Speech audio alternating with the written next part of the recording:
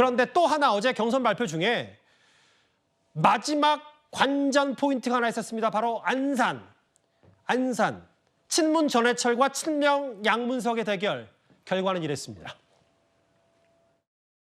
첫 번째, 쓰레기 맞잖아요. 저는 페이스북에 민주당의 쓰레기들이 1번이었고요. 2번이 바퀴벌레였고요. 3번이 빈대였었어요. 옆에 있으면 정말 그 사람들에게 조상욕, 부모욕, 신체욕을 해주고 싶더라고. 쓰레기라는 표현을 그때 페이스북을 써요. 정말 낮춰서 가장 품격 있고 우아하게 쓴 표현이라고 생각해요.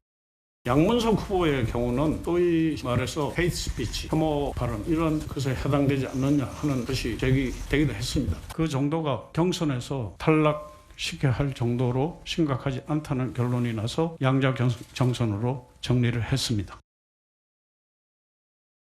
글쎄요, 이 발언들이 징후 발언이 아니라는 얘기를 했어요. 양문석 후보 같은 경우. 결국 이겼습니다. 친문의 핵심 전해철 의원을 안산에서. 수박 혹은 뭐 여기도 바퀴벌레 뭐 이런 표현들을 썼던데 헤이트피치는 아니라고 했고 뭐 현실은 공천장 받았으니까 글쎄요. 서영주 대변인 생각은 어떠십니까? 그러니까 뭐 이제 지금 현재 민주당의 공천이 거의 마무리되고 있습니다. 그리고 전체적으로 지금 계속 뭐 주제들이 나오는 것들이 이게 뭐 이재명 대표의 변호인들이 된 부분들, 그 다음에 뭐 지금 서대문 갑의 김동호 후보가 된 부분들이 여러 가지의 특혜와 계획 안에서 진행된 게 아니냐, 이게 우연이냐 필연이냐 이런 논란이거든요. 그러니까 이게 전체의 어떤 국민의 뜻은 아닐지라도 경선 결과를 지금 뭐 이제 안산에 나온 것까지 보면 당내에서 당심과 민심은, 그러니까 당심은 이재명 대표를 중심으로 이번 총선 치르자입니다. 최소한 어떤 여러 가지 여건들이 그게 뭐 꼴대로 옮긴다는 주장과 비판, 그 다음에 왜 이렇게 갑자기 떨어진 후보를 붙여서 특혜가 아닌 특혜성의 오해를 불러일으키면서까지 대장동 변호사를 했는지, 이에 대해서는 결국엔 그겁니다. 당원들은 이거를 찬성했습니다. 아무도 당원들은 여기에 대해서 문제 제기하지 않습니다.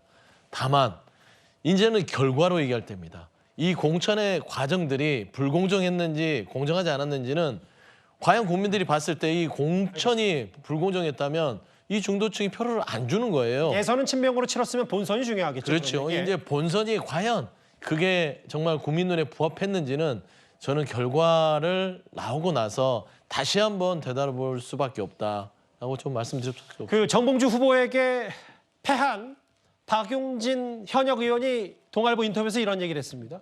우세종 하나만으로 가면 단 하나의 유행병, 바이러스 침범으로 다 멸절된다는 표현까지 썼는데 민주당이 사막하러 가는 길을 막아야 된다. 근데 최진봉 교수께 이 질문 드리고 싶어요. 앞서 그 안규백 전략공천관리위원장 얘기는 제3의 인물로 간다. 차점자가 아니라 박용진 의원이 아니라 본인은 당에 남겠다고 했고 정봉주 후보의 여러 추이를 지켜보는데 박용진 의원이 공천 못 받을 것 같다는 분위기도 있고요. 어떻게 보십니까? 그러니까 지금 전제로 하신 거는 이제 정봉주 후보가 이제 탈락했을 경우를 그렇죠. 말씀하시는 거죠. 그건 뭐 모르겠어요, 어떻게 할지. 근데 뭐 예를 들면 두 사람이 경쟁했으니까 한 사람이 탈락하면 그 사람이 돼야 된다, 이런 논리는 저는 뭐 바꿀 수도 있다고 생각해요. 누가 다른 경쟁자를 통해 또 경쟁을 할 수 있다고 저는 보고요. 그러니까 그건 제가 모르겠어요. 지금 현재는 정봉주 후보가 탈락을 할지 안 할지도 결정되지 않은 상황이기 때문에 그걸 전제로 해서 뭘 얘기하는 건 좀 어렵다고 보고요. 저는 박용진 의원이 어쨌든 이제 경선에서 물론 그 재심 신청을 했으니까 재심 결과가 어떻게 나올지 지켜봐야 된다고 보여지고요. 또 하나는 박용진 의원이 당을 지키면서 뭔가 본인의 역할을 하겠다고 하는 것은 잘했다고 생각해요.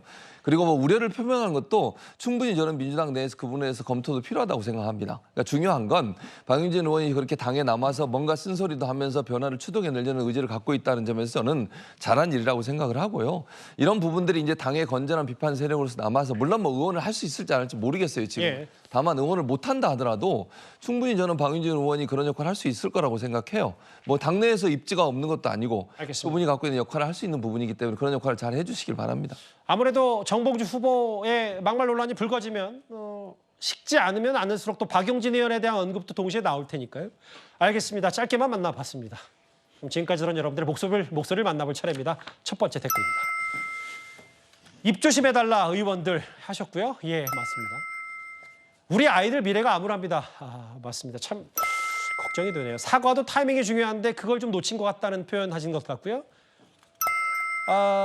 거짓말은 현재일이다.